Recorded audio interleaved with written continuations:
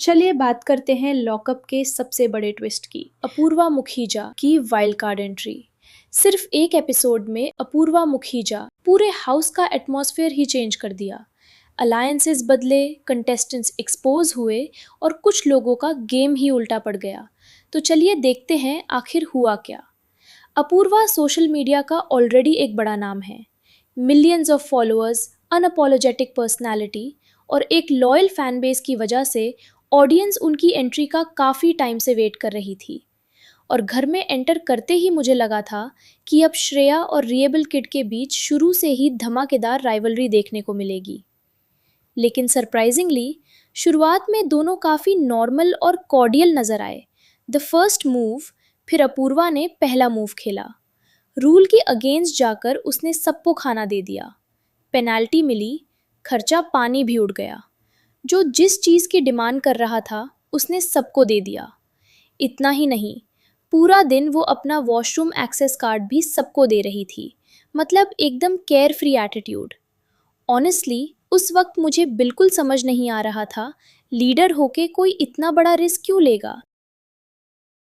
लेकिन रात होते होते पिक्चर पूरी तरह चेंज हो गई। रात होते ही अपूर्वा का दूसरा साइड देखने को मिला। वो श्रेया को काफ़ी फ्रेंडली वे में एक्सपोज कर रही थी। उसका पॉइंट सिंपल था, तुम माधुरी के लिए स्टैंड नहीं लेती, तुम सब बोलती हो, सबको परेशान करती हो, लेकिन जब कोई तुम्हें आंसर करता है तो तुम खुद विक्टिम बन जाती हो। ऑनेस्टली मुझे लगा अपूर्वा बहुत स्मार्टली श्रेया के गेम को चैलेंज कर रही थी, क्योंकि पूरे सीजन में शायद ही किसी ने श्रेया से इतनी डायरेक्टली बात की थी। इसके बाद अपूर्वा ने घरवालों के सामने राम कपूर को लेकर भी काफ़ी इंटरेस्टिंग बातें शेयर की। उनका कहना था कि हाउस के सारे कंटेस्टेंट्स राम सीर की बातों से इन्फ्लुएंस होते हैं। वो सबको बिठाकर बताते हैं कि किसको क्या करना चाहिए और क्या नहीं। यहाँ हर्षद भी बोल पड़ता है, हाँ भाई, हम ही गधे हैं, हम भी जाते हैं। मतलब उससे भी अब समझ आ रहा था कि हम अननेसेसरीली उनकी गाइडेंस लेने जाते हैं। आकांक्षा भी इस बात से एग्री करती हुई नजर आई। और अपूर्वा का यही कहना था कि राम सर लोगों को इन्फ्लुएंस करते हैं, लेकिन खुद किसी का स्टैंड नहीं लेते।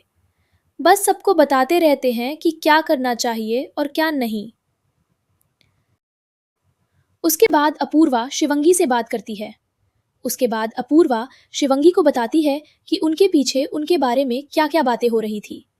वो कहती है कि तुम्हें स्लट शेम किया गया, तुम्हारे कैरेक्टर पर कमेंट्स किए गए और नेशनल टेलीविजन पर यह तक बोला गया कि तुम्हारा हर को स्टार के साथ अफेयर रहता है।